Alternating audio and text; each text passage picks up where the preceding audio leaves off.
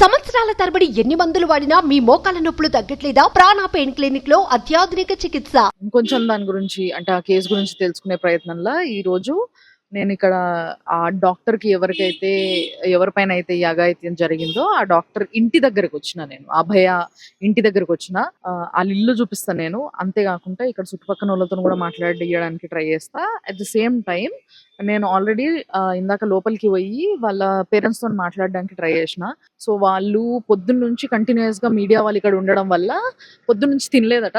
So తిన్న తర్వాత time ఇస్తాం, తప్పకుండా మాట్లాడతాము, మీరు all the way from south వచ్చారు కదా మా కోసం అని చెప్పేసి వాళ్ళు గుర్తించిండ్రు. కాబట్టి నేను కూడా కొంచెం ఆగి తర్వాత వాళ్ళని మాట్లాడిద్దాం, వాళ్ళు తిన్న తర్వాత కొంచెం సెట్ అయిన తర్వాత అని చెప్పేసి నేను ఫస్ట్ మీకు ఇల్లు చూపిద్దాం అన్న ఉద్దేశంతో వీడియో చేస్తున్నా. సో ఇంట్లో ఏంది అని అంటే ఇది ఏదైతే హాస్పిటల్ ఉందో, ఏజికర్ హాస్పిటల్ ఉందో, ఆ హాస్పిటల్ కాలేజ్ నుంచి వెళ్ళి ఇది కరెక్ట్గా ఒక గంట తొవ్వలు ఉందన్నమాట. 1 hour 45 minutes నుంచి 1 hour టైం పడుతుంది ఆడికెళ్ళి ఇడికి రావడంతో. సో ఇక్కడ వాళ్ళ ఇల్లు ఉంది, ఇదే వాళ్ళ ఇల్లు. సో బయట ఆ అభయాది పేరుతో సహా ఏదైతే ప్లేట్ ఉంటుందో, నేమ్ ప్లేట్ ఉంటుందో ఆ నేమ్ ప్లేట్ కూడా ఉంది.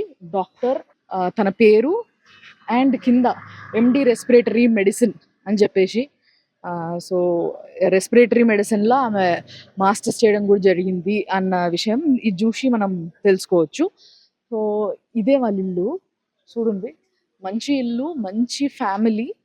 చూస్తే కూడా అర్థమవుతుంది మనకంటే ఇల్లు చూడంగానే మనం కొన్ని చెప్పొచ్చు, లైక్ ఎట్లా అంటే వీళ్ళు ఉండే వాతావరణం ఎలాంటిది, ఇల్లు ఎలాంటిది. సో మంచి middle class well settled family ఎట్లయితే ఉంటుందో, హైయర్ మిడిల్ క్లాస్ ఫ్యామిలీ, అలాంటి ఫ్యామిలీ.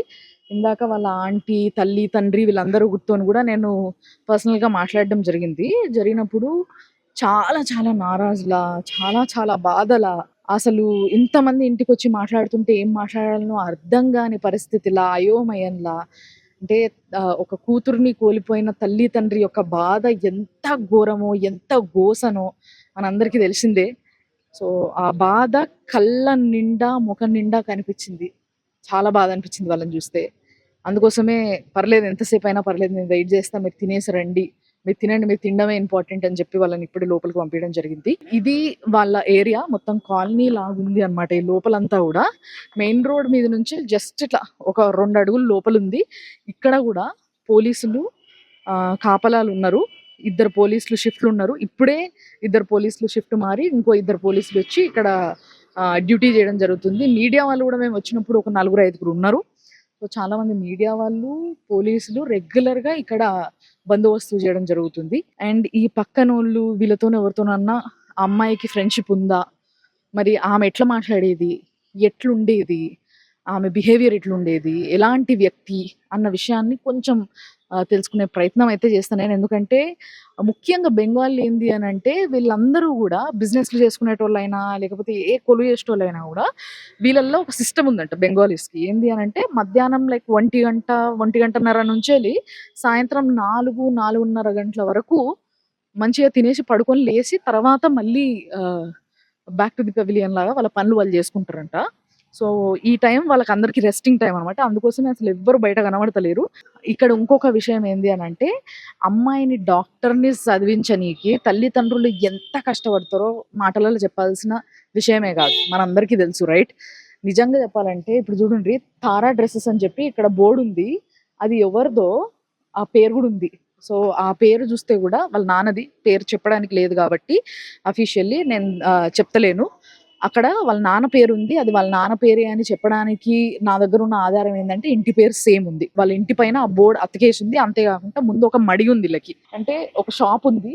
ఈ షాపు డ్రెస్సెస్, తారా డ్రెస్సెస్ అనే షాప్ అనమాట. సో ఈ షాపు నడుపుకుంటా పిల్లని చదివించి ఒక గొప్ప డాక్టర్ అయితే చూసి సంతోషపడాలనుకున్న తల్లిదండ్రులకి ఆ పిల్ల కష్టపడి 31 ఏళ్ళ వరకు, అంటే she is 31 years old, 31 years old వరకు ఇంటర్ చదివి తర్వాత ఎంబీబీఎస్ తీసుకొని ఎంబీబీఎస్ 5 years చేసి దాని తర్వాత దాంట్లో పీజీ చేసి ఇవన్నీ చేసి ఇప్పుడు ట్రైనీగా ఒక ట్రైనీ డాక్టర్‌గా అక్కడ ఆ హాస్పిటల్‌లో వర్క్ చేస్తున్న సమయంలో అంటే ఇంకొక సంవత్సరం, 2 సంవత్సరాలు అంటే ఇంకో సెమిస్టర్‌లా ఇంకొక 6 నెలల్లో ఆమె ఏదైతే ట్రైనీ ఉందో, ఆ ట్రైనీ పని అయిపోయి వేరే దగ్గర జాబ్ ఎత్తుకొని ఎళ్ళిపోయే పిల్ల.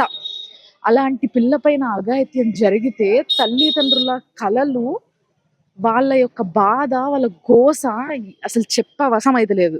ఒకసారి ఆలోచించండి. ఎంత దారుణంగా ఆమెని ఎంత బ్రూటల్‌గా ఇది జేయడం జరిగిందనేది.